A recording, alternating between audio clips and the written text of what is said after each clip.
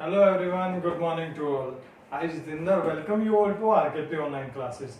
As you know बेटा, हमारा chemistry का लास्ट पड़ाव चल रहा है, लास्ट चैप्टर ये चल रहा है, चल नहीं रहा, चलाना है। तो नाम है इस चैप्टर का स्ट्रक्चर ऑफ एटम। एटम की स्ट्रक्चर है। तो स्ट्रक्चर होता है उसकी इंटरनल जो बनावट है वो कैसी है, कैसे वो बना है, उसके अंदर क्या क्या है। जैसे हम मकान की बात करते हैं, एक हाउस की बात करते हैं, एंट्री ली, एंट्री के बाद हम बाहर से ये चेक करेंगे कि कैसा दिखता है। उसके बाद अंदर गए, अंदर ये देखेंगे कितने रूम है, कहाँ किचन है, कहाँ किस टाइप का पेंट हुआ है, फ्लोर कैसा है। तो ऐसे ही आज हम एंटर करेंगे एटम के अंदर। तो तैयार हो जाइए, अपनी सीट बेल्ट कस के लगा लीजिए, क्योंकि कहीं भी कुछ भी हो सकता है, कुछ भी मिल सकता है एटम के अंदर। तो इंट्रोडक्शन करेंगे, उसके बाद डिटेल में जाएंगे कि क्या क्या चीजें हैं, किसी ने उसकी डिस्कवरी की, कौन वो साइंटिस्ट था, कैसा उसका नेचर है। तो एक एक पॉइंट को हम डिटेल में डिस्कस करेंगे। तो इस वीडियो में हम इंट्रोडक्शन लेंगे एटम का। तो एटम से ही पूछते हैं कि उसके अंदर क्या क्या है, कहाँ से आया, क्या उसका नेचर है। ठीक है, तो चलो भाई एटम करो स्टार्ट। तो मान लो मैं ये एटम हूं, मैं अपना इंट्रोडक्शन दे रहा हूं, आई एम एटम, क्लियर। तो क्या क्या है एटम के अंदर। एटम है एक स्पेरिकल शेप, कैसी उसकी स्पेरिकल शेप है। और उस स्फीयर के अंदर क्या है, उस स्फीयर के अंदर क्या है बेटा, उस स्फीयर के अंदर है चार्ज्ड पार्टिकल। क्या है, चार्ज्ड पार्टिकल। तो एटम के अंदर मिले चार्ज्ड पार्टिकल, चार्ज्ड पार्टिकल। और कितने टाइप के मिले चार्ज पार्टिकल, 3 टाइप के या 2 टाइप के। चार्ज पार्टिकल तो 2 ही हैं, कौन से, जल्दी से बताओ। एक प्रोटॉन है और एक इलेक्ट्रॉन है। जो थर्ड मिला वो क्या है, न्यूट्रल, यानी कि न्यूट्रॉन। पहले हम डिस्कस कर चुके हैं इनके बारे में, लेकिन एक बार रिवीजन हो जाता है। P proton, P stands for proton, P stands for positive charge. तो प्रोटॉन कैसा है, पॉजिटिव चार्ज। इलेक्ट्रॉन वो है नेगेटिव चार्ज। और न्यूट्रॉन ये है neutral. N stands for neutral, N stands for neutron. याद रह जाएगा।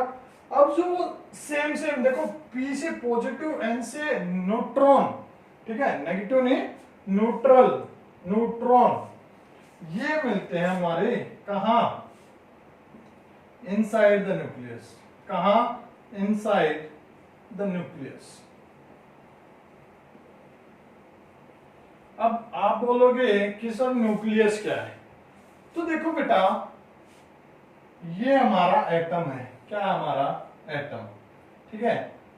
तो एटम को चलाने के लिए, ठीक है, जैसे क्या होता है कंट्री में, इंडिया का ही हम एग्जांपल लेते हैं, तो गवर्नमेंट है जो रेगुलेट करती है पूरी कंट्री को, ठीक है। तो उस कंट्री को चलाने के लिए एक सरकार की जरूरत होती है। उस सरकार का एक सेंटर होता है, एक मुखिया होता है उसका, उसको बोलते हैं हम एटम के केस में न्यूक्लियस। क्या बोलेंगे इसको, न्यूक्लियस बोलेंगे। तो इनसाइड द न्यूक्लियस, इस न्यूक्लियस में क्या क्या मिला, हमें मिले प्रोटॉन और एक मिला न्यूट्रॉन। क्लियर, प्रोटॉन पे पॉजिटिव चार्ज, न्यूट्रॉन पे नेगेटिव चार्ज। और ऐसा बोला जाता है कि इस न्यूक्लियस में ही एटम का जो एंटायर मास है वो कंसंट्रेटेड होता है, यानी कि छिपा हुआ होता है। ठीक है, जैसे जो पावर होती है वो मोस्ट ऑफ पावर किसके अंडर होती है इंडिया में, पीएम, प्राइम मिनिस्टर, यानी कि आजकल मोदी जी के अंडर है पावर। क्लियर।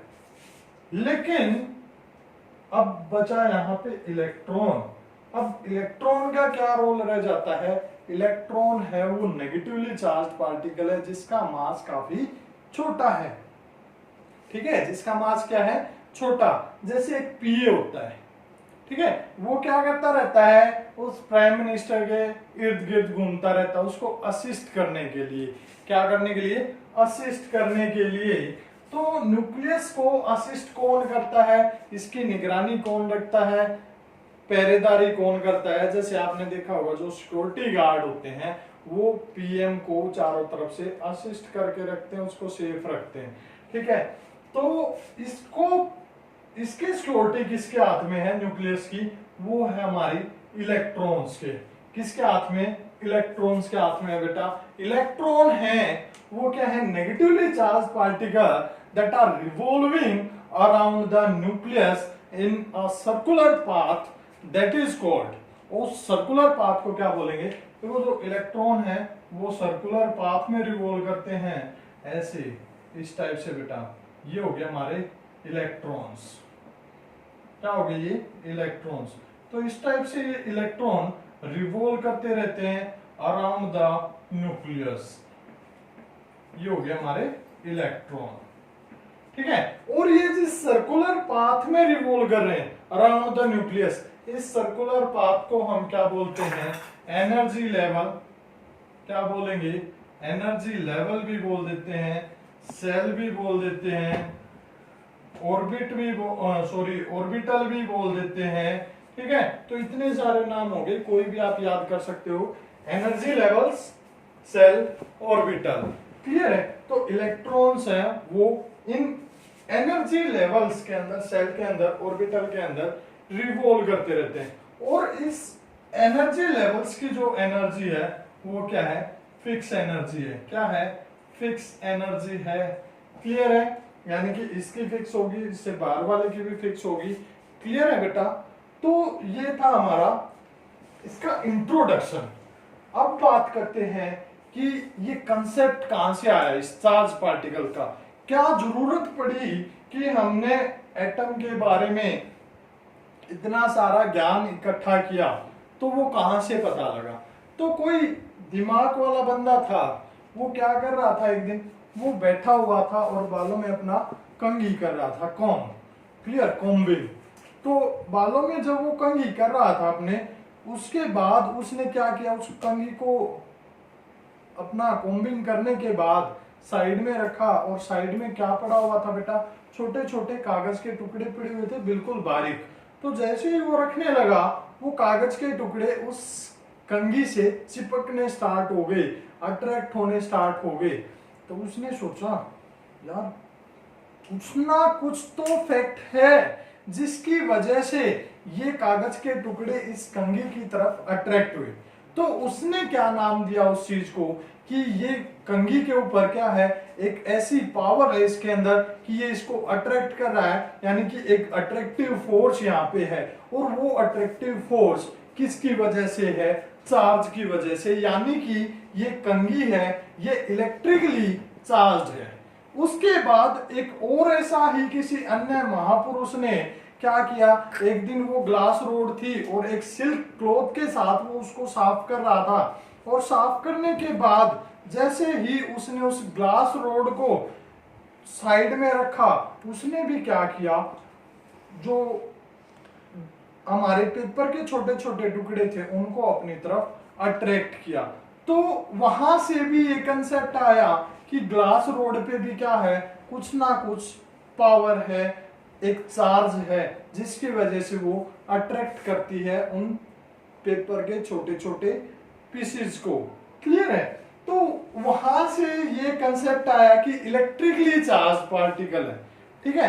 क्योंकि चार्ज किसके वजह से आया कि उस ग्लास रोड के अंदर या फिर उस कॉम्ब के अंदर, प्लास्टिक जो कॉम्ब था उसके अंदर कुछ ना कुछ चार्ज पार्टिकल है, ठीक है। क्योंकि वैसे तो चार्ज को इंड्यूस नहीं किया जा सकता, ठीक है, ना ही उसको डिस्ट्रॉय किया जा सकता, यानी कि कुछ ना कुछ उसके अंदर पार्टिकल्स ऐसे थे जो रब करने के बाद चार्ज क्या हो गया, उनके अंदर क्रिएट हो गया, मींस उनके ऊपर चार्ज आ गया। और दूसरी ऑब्जेक्ट पे मान लो एक पे पॉजिटिव आता है तो उससे अपोजिट पे क्या आता है बेटा, नेगेटिव आता है। तो ये था एक स्टोरी लगा लो, कंसेप्ट लगा लो, जहां से दिमाग में यह आया कि एक चार्ज पार्टिकल होते हैं, और वो चार्ज पार्टिकल क्या थे हमारे, ये थे एटम्स के ऊपर चार्ज था, और वो था हमारा प्रोटॉन, इलेक्ट्रॉन, न्यूट्रॉन की वजह से। अब थोड़ा सा आपको मैं एक क्लास वर्क देता हूं और वो क्लास वर्क क्या है, वो क्लास वर्क ये है, वैसे तो जो एलिमेंट होते हैं, एलिमेंट, डिफरेंट एलिमेंट के एटम में different number of proton, neutron, electron होते हैं, क्लियर है। लेकिन अब मेरे को ये बताओ कि ऐसा कौन सा एटम है जिसमें ये तीनों ना होके कोई दो होते हैं, ये आपका काम है। देखो मैं आपको दोबारा से क्वेश्चन को रिवाइज कर देता हूं कि जो एटम होते हैं डिफरेंट एलिमेंट्स के, उनके अंदर तीनों टाइप के ये पार्टिकल मिलते हैं, यानी कि प्रोटॉन भी मिलेगा, इलेक्ट्रॉन भी और न्यूट्रॉन भी।